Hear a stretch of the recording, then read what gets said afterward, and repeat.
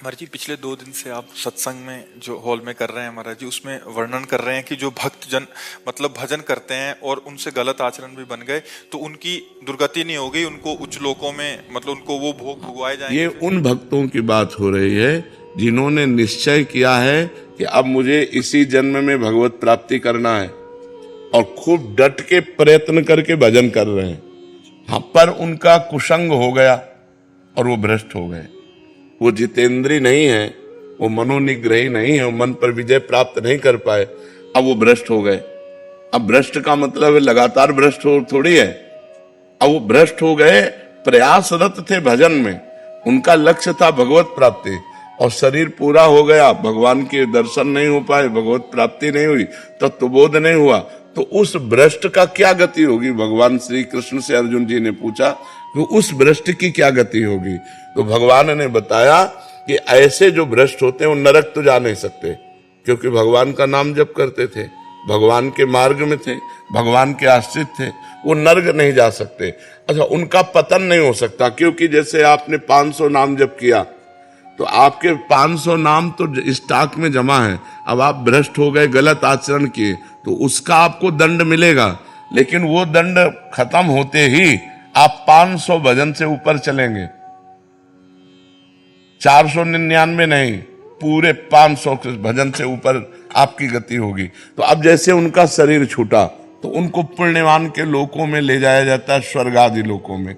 स्वर्ग आदि लोकों में जैसे वो स्त्री से भ्रष्ट हुए या जिससे भ्रष्ट हुए, वो सारे भोग उनको दिए जाते हैं।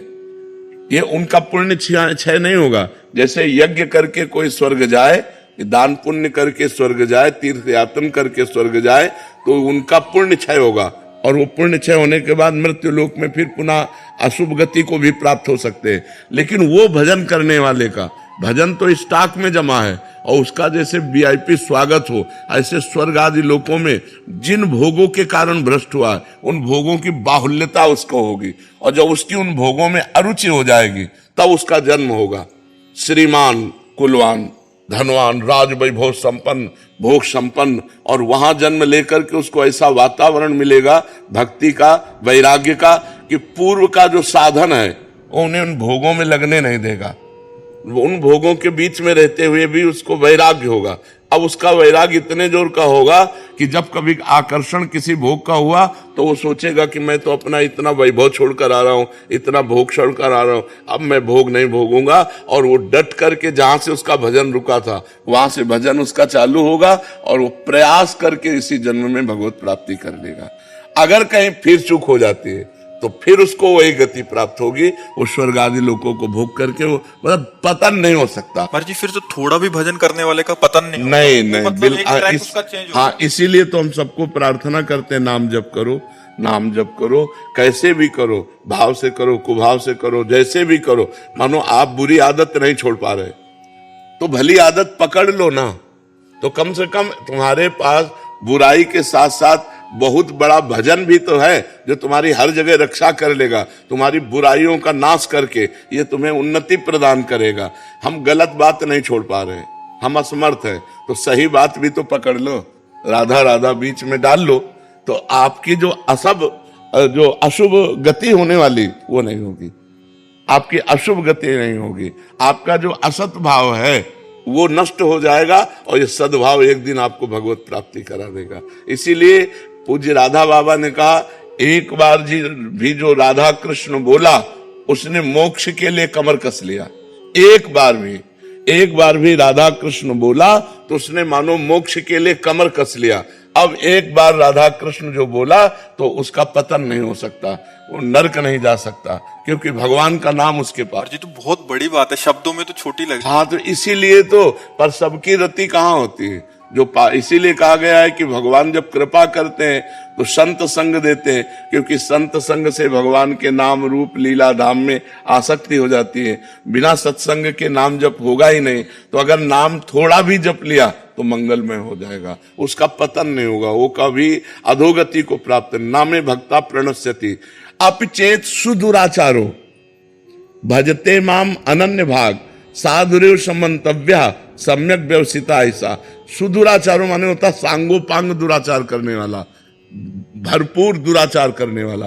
अपि चेत सुदुराचारो, बहुत भारी पापी आदमी, अब उसको सत्संग मिल गया। अब उसने सुना कि मैंने तो बहुत पाप किए और पाप कर रहा हूं, मेरा कल्याण कैसे हो सकता है? एकमात्र भगवान ही है जो हमारा कल्याण कर सकते हैं।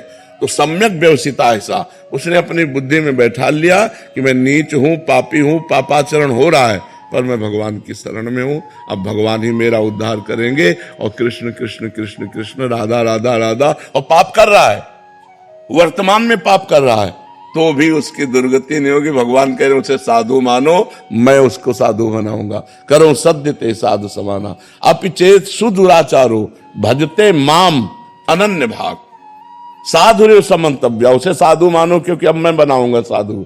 क्षिप्रम भवति धर्मात्मा, अब मैं उसे शीघ्र धर्मात्मा। और भगवान जिसे साधु बनाना चाहे वह असाधु रह कैसे सकता है? तो दुराचारी हो करके भी यदि वो भगवान का आश्रय लेकर नाम जप करता है तो वो नरक नहीं जाएगा, वो भगवान की प्राप्ति के मार्ग में जहां से गिरा है उन भोगों को स्वर्ग आदि लोकों में भोगेगा।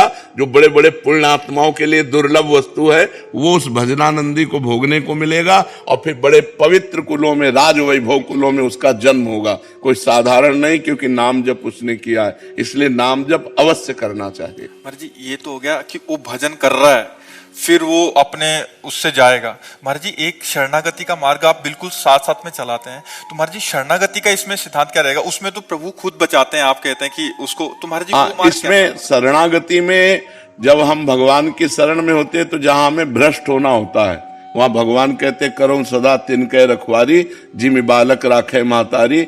अगर अभिमान है भगवान की शरणागति होने के बाद भी तो गिरना पड़ेगा, नहीं तो भगवान बचा लेंगे। और भगवान का शरणागत अगर गिर भी जाता है तो इसी जन्म में उसको इतना कष्ट दिया जाएगा कि उसके पाप का मार्जन हो जाएगा, और अंत में भगवान उसकी स्मृति बनेंगे और उसको ये सब अगला जन्म नहीं होगा, स्वर्ग नहीं जाएगा, वो इसी जन्म में भगवान को प्राप्त। भगवान उसके अहंकार का भी नाश करने का विधान करते हैं। हाँ करेंगे, जरूर करेंगे, क्योंकि वो तो ऐसा ही है ना। हाँ तो भगवान उसके अहंकार का विनाश करेंगे, और उसको ये नहीं सोचना चाहिए कि भगवान ने हमारी रक्षा क्यों नहीं की, क्योंकि तुम्हारा अहंकार जो है उसका नाश करने के लिए कि तुम कुछ नहीं हो। जब ये समझ में आ जाए मैं कुछ नहीं हूं और हे नाथ केवल, तो भगवान केवल इस संबंध से कल्याण कर देंगे। भगवान ने कहा है मत चित्ता सर्व दुर्गाणी मत प्रसादात तरिष्यति, इसमें साधन नहीं बताया। मत चित्ता सर्व दुर्गाणी मत प्रसादात तरिष्यति, जो मेरी शरण में आ गया तो मेरे प्रसाद माने कृपा से वो सब दोषों से मुक्त होकर मेरे को प्राप्त कर लेता है एक ही जन्म में।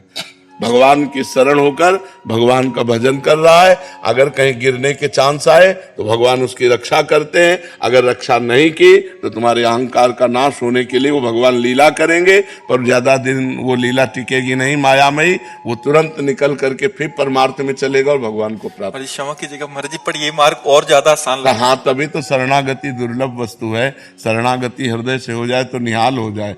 मत चित्ता, भगवान कह रहे मत चित्ता, मत चित्ता, मेरे में चित्त लगाने वाला, बस भगवान आप ही मेरे, हमारे में तो कोई ना मैं इंद्रिय विजयी हूं ना मन विजयी हूं। हे नाथ आप ही मेरा कल्याण करो, हे पतित पावन प्रभु आप देख लो। ऐसे भक्त का कभी ना में भक्ता प्रणश्यति, ऐसे भक्त का नाश नहीं होता।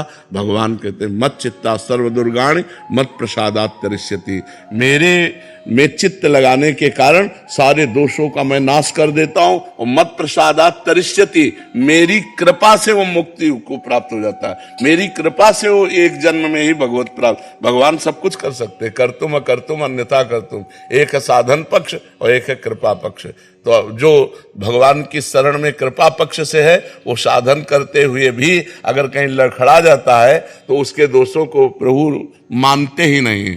जन अवगुण प्रभु मान न काऊ, दीन बंधु अति मृदुल स्वभाव, उसके दोषों को मानते नहीं, दोष है उसका कल्याण कर देते। मत प्रसादात तरिष्यति, मेरी कृपा से वो पार हो। महाराज जी एक और समाधान चाहिए। महाराज जी साधन पक्ष भी देते हैं प्रभु और कृपा पक्ष भी देते हैं। महाराज जी कृपा पक्ष किनको देते हैं महाराज जी? जो सत्संग में, साधु महात्माओं के सत्संग में अपने को अनाधिकारी समझ पाए, कि मैं तो नहीं मन को जीत पाऊंगा, इंद्रियों को भी नहीं जीत पाऊंगा, पर भगवान को तो प्राप्त ही करना है। तो हे भगवान, मैं आपके शरण में हूँ, मैं जैसा भी हूँ, हे पतित पावन, हे भक्त जन रंजन, जैसा भी हूं नाथ मैं आपका हूं। अब आप देख लो, आपको जो कराना है हमसे करा लो, भजन कराना है भजन करा लो, जितेंद्रियता जैसे आप चाहो वैसे चला लो प्रभु, मेरे बस में नहीं, मैं तो सिर्फ आपकी, हे नाथ मैं आपकी शरण में हूं। अंदर से जो बार बार भगवान की वो शरणागति, और जिसका अच्छा ऐसे से ऐसा, ऐसे से ऐसा, वो हर साधन को पकड़ता हुआ चल रहा है, वो भी भगवान का कृपा पात्र है, क्योंकि साधन पकड़ रहा है, पर उसमें कुछ अहम है, उसमें अपनी बुद्धि का भरोसा है, और उसमें बुद्धि का, जैसे शरणागति के दो प्रकार बताए, एक बिल्ली के बच्चा की शरणागति और एक बंदरिया के बच्चा की शरणागति। बंदरिया के बच्चा की शरणागति विवेकवान, साधन संपन्न, उसको इशारा भगवान देंगे कि भ्रष्ट होने का अवसर आ रहा है। जैसे बंदरिया अपने बच्चे को इशारा देती जब छलांग लगाना होता है, ऐसे करेगी तो कस के पकड़ ले, अब वो छलांग मारी, अगर कस के ना पकड़े गिरे तो गिर जाए,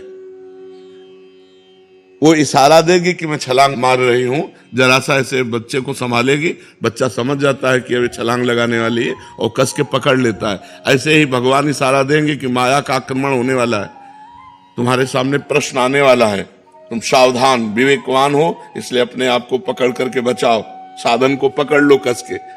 और लेकिन जो बिलैया के बच्चा की शरणागति है वो ऐसे तुम्हें ले जाना है जहां ले जाओ, हमें झटका वटका से कोई मतलब नहीं है, इशारा दे मैं हूं, चुप बैठा। अब वो बिलैया क्या करती है, अपने मुंह में दबा के ले जाती है, जिन दांतों से चूहों को मारती है उन्हीं दांत, वही मुंह में दांत है, लेकिन इतनी सेफ्टी से उस बच्चे को पकड़ती है, जहां उसको ले जाना होता है स्वयं ले जाती है। ऐसे ये अजात पक्षायु मातरम खगा, ये बहुत सुंदर मार्ग है। जैसे जिस पक्षी के बच्चे के अभी पंख नहीं निकले, घोंसले में बैठे केवल माँ की बाट जो होता रहता है, ऐसे जो केवल भगवान की कृपा की बाट जो होते हुए भगवान का सुमिरन करता रहता है, ऐसे भक्त का निश्चित इसी जन्म में कल्याण हो जाता है जी।